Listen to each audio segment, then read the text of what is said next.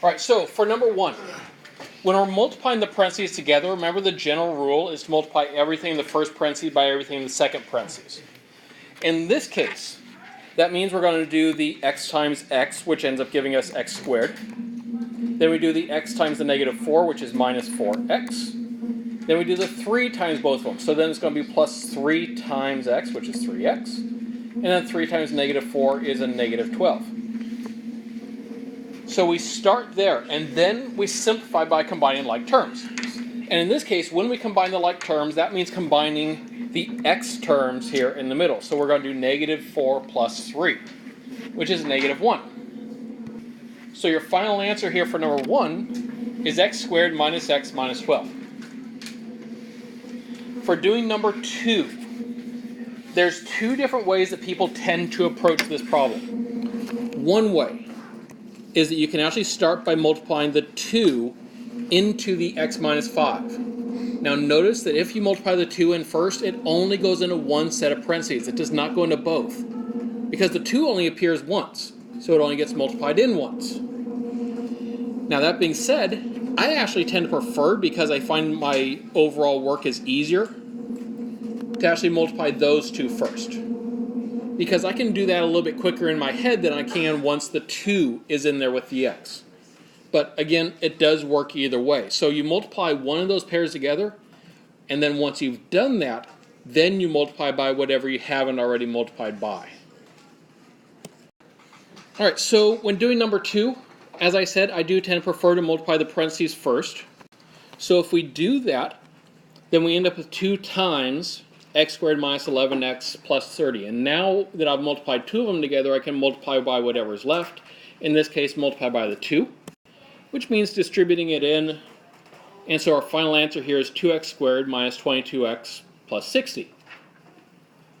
And now for number 3. Again, you can either choose to multiply the x into one set of parentheses first, or you can multiply the parentheses together first. But I do like to multiply the parentheses together first myself, just because I can do that a little bit easier at this point than I can later. So if we multiply those parentheses, I end up with x times x squared plus 7x minus 18. Then I can multiply the x in. In this case, the one thing to remember is what that does to the exponents. If I multiply an x to the power of 1 like this by x squared, it gives me x cubed. And of course, x times x is x squared, and 18 times x is 18x. So there's your final answer for number 3.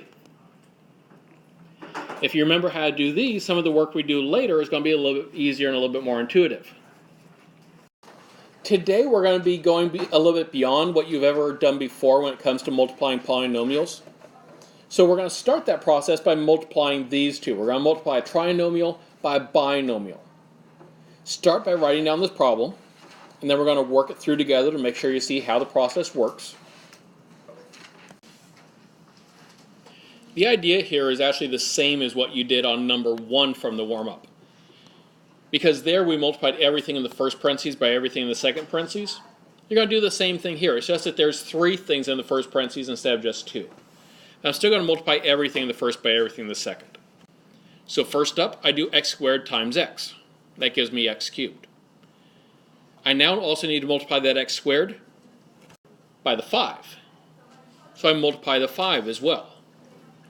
Having done that with the x squared here, I'm now going to move on and multiply everything through by the negative 3x. So negative 3x times x is minus 3x squared. And then negative 3x times 5 is minus 15x. All right, having done that, I now need to go and multiply everything through by the 18.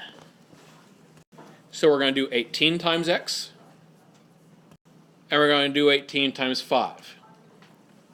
Notice that I multiplied 3 things by 2 things, and so I end up with a grand total of 6 terms after doing all that multiplication.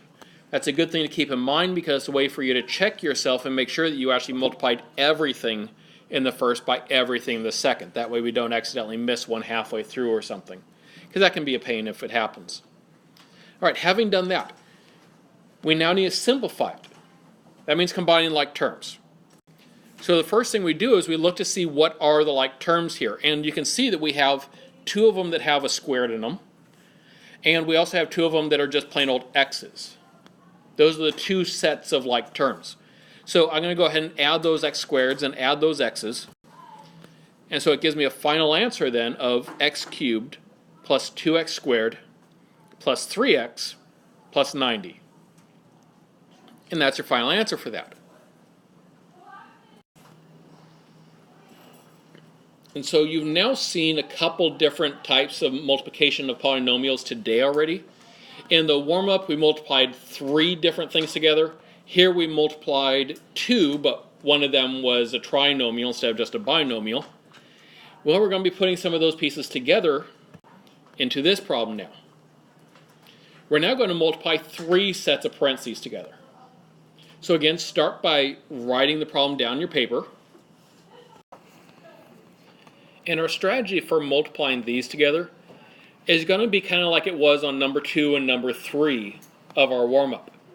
Remember in those, there were 3 things being multiplied, but we started by just picking 2 of them and multiplying those. So in this case, we're still going to do the same kind of thing. I'm going to pick 2 of the sets of parentheses, and I'm going to multiply those together first. Then after I've done that, I'll worry about multiplying by the third item.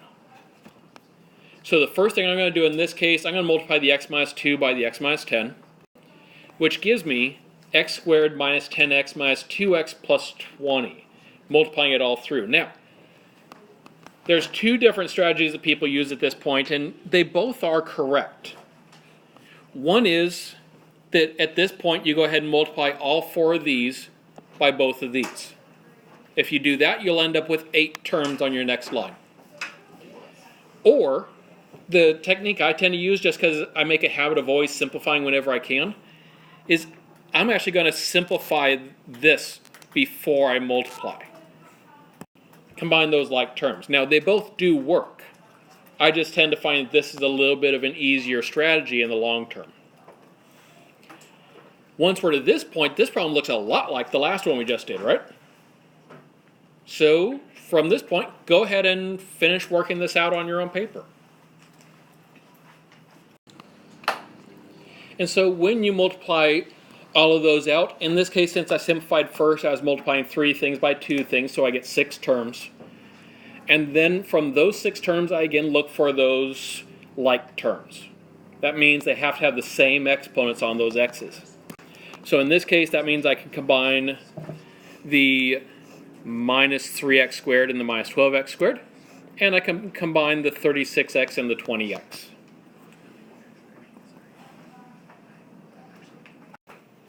So then if you got this one down, then I'm going to give you another one here in just a moment.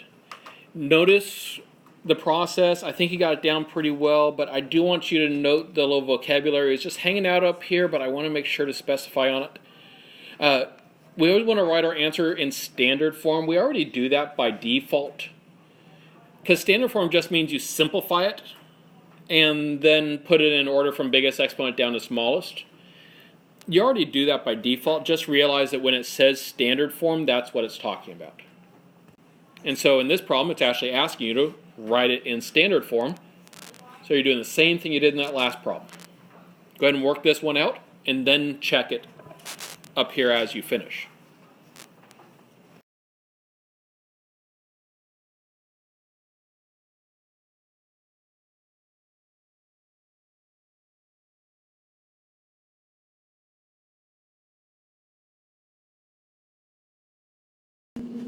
And here is what your final answer should look like. So again, notice our process. We started by just multiplying 2 of the parentheses together. We see what we get from that. And then once we have that answer, we go ahead and multiply that by the last.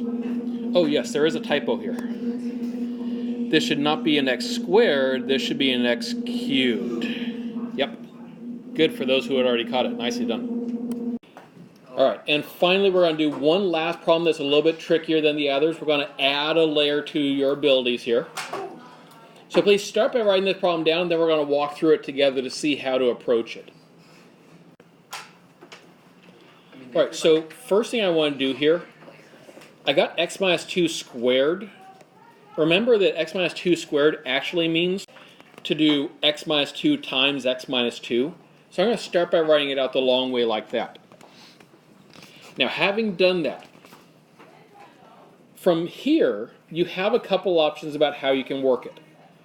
One way, which might be the most intuitive at this point, would be that you would multiply the first two parentheses together. Then you take that answer and you'd multiply it by the next parentheses, and then you take that answer and multiply it by the next parentheses. But that's actually a little bit harder than we have to make it. Another option, instead of doing one multiplication, then another multiplication, then another, we could actually start by multiplying those two and those two together. And that's actually how I'd recommend it when you have 4 terms, just because it's going to be a little bit more efficient. So start by going ahead and multiplying those individually. Your answer from this part will be now 2 sets of parentheses instead of 4 sets of parentheses.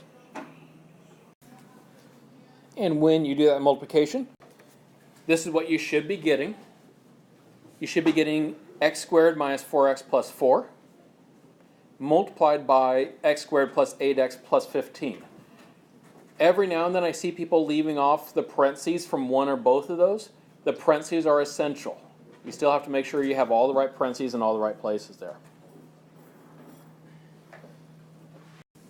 Now, having done that, we now have 2 sets of parentheses that are being multiplied together.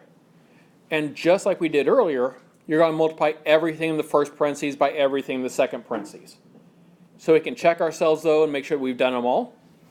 If I multiply 3 things by 3 things, how many things should I end up with? 9. Yep. You're going to end up with a grand total of 9 terms on this next line. Make sure you grab all of them. And so when you do that multiplication, this is what you should end up with. These are your 9 terms, so you can check and make sure that each of those 9 is looking good. And then we'll take a look and see what it looks like when we combine them here in just a moment. And when going to combine the like terms, there's so many terms here. Some people end up actually finding marking methods which help. So for instance, some people put different shapes around each type. So like cubes, I'm going to put squares around all the cubes or rectangles. And then I will circle all my squares. Makes it easier to be able to find which ones go together. And I need a new shape. So I'll triangle my x's. And it's just a way of marking them. I mean, it's just one strategy you can use to be able to try to figure out where each part goes. But it's a way to help know how they all combine and what gets combined to what. So then this should be our final answer for this problem. X to the 4th plus 4x cubed minus 13x squared minus 28x plus 60.